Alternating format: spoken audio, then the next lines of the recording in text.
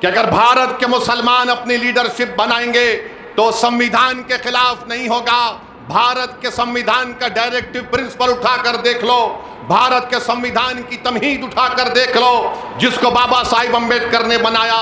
लिखने वाला लिख कर चला गया, मगर लिखने वाले ने लिखा कि तुमको अपनी एक सियासी लीडरशिप को पैदा कर सकते हो, यह संविधान के खिलाफ नहीं है। अगर आप अपने हुकूक को हासिल करना चाहते हैं तो आपको अपनी सियासी लीडरशिप को बनाना पड़ेगा।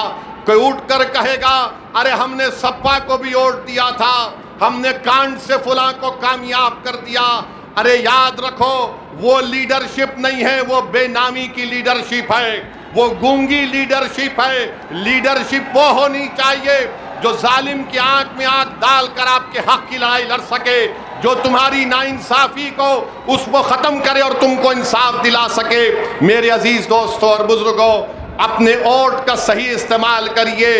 अब चुनाव का मौसम आएगा तो कोई आकर कहेगा कि फलां को मुख्यमंत्री बनाना है, हम सत्ता में आ रहे हैं। मेरे भाई, कितने मर्तबा आपने वोट दिया और सत्ता में भैया आते ही नहीं है। 14 में वोट दिया, मोदी कामयाब हो गए। 17 में वोट दिया, नाकाम हुए। 19 में वोट दिया, नाकाम हो गए। फिर 22 आया तो फिर कहा आप आ गए, मुख्यमंत्री बन गए। आपने उनकी बात पर यकीन किया, मगर आप क्या देखते हैं कि हम सिर्फ वोट डालकर खामोश बैठ जाने वाले हमको बना दिया गया। मैं आपसे कह रहा हूं कि वोट डालने वाले मत बनिए, शहरी बनिए, सिटीजन विद राइट्स बनिए। आप अगर शहरी बनेंगे तो आपको आपके पूरे हुकूक मिलेंगे। अगर आप सिर्फ वोटर बनकर रह जाएंगे तो कोई इंसाफ नहीं होगा। हमारे नौजवानों का मुस्तकबिल अच्छा नहीं हो सकेगा, हमारे बच्चियों को तालीम का इंतजाम हम पैदा नहीं कर सकेंगे, हमारे इलाकों और गांव और बस्तियों में विकास का काम नहीं होगा।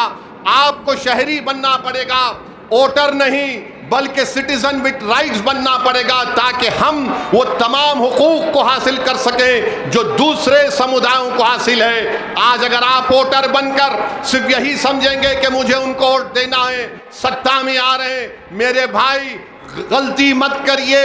4 मरतबा आपने गलती की, आपने अपनी लीडरशिप को पैदा नहीं किया।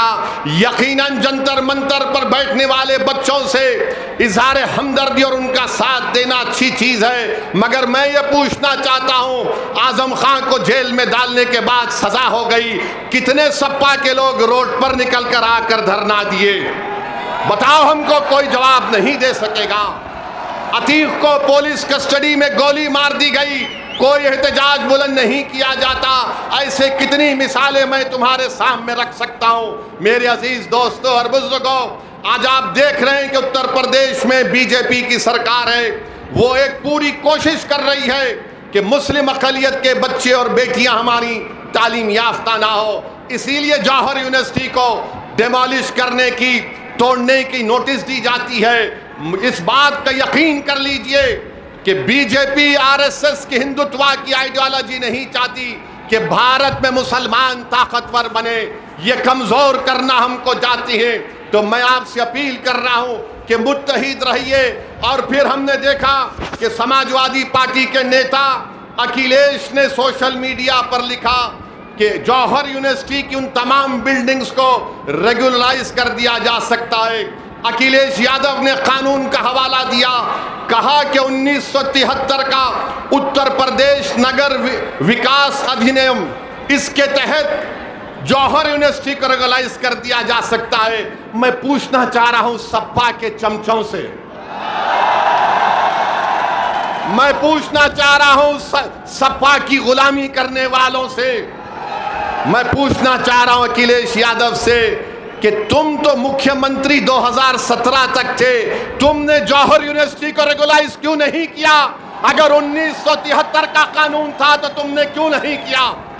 तो सपा के लोग बोलेंगे नहीं, आजम ने हमसे नहीं कहा था। तो आजम जो कहेंगे तुम वो करोगे। 5 साल तुम मुख्यमंत्री थे, 1973 का कानून को तुमने इस्तेमाल नहीं किया।